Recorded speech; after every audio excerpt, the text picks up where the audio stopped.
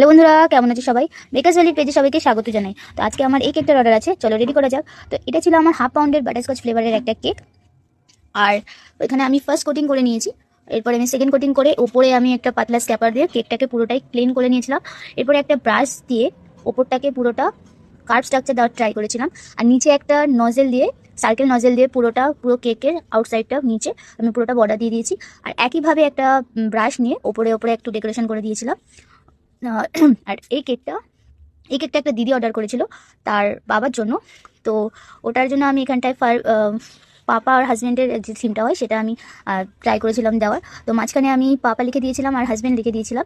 আর উপরে আমি দিয়ে দিয়েছিলাম একটুখানি গোল্ডেন কালার স্প্রিঙ্কেল, আর তার সাথে কয়েকটা লাভ দিয়ে দিয়েছিলাম। শেষে আমি একটা হ্যান্ড নোট দিয়ে দিয়েছিলাম, যেটা একটুখানি নিচে দেখতে পাচ্ছ। তো জানিও কেমন লেগেছে সবাইকে। তো ফাইনাল লুক এরকম হয়েছে কেকটার। তো দেখা হচ্ছে নেক্সট ভিডিওতে। Tata, by.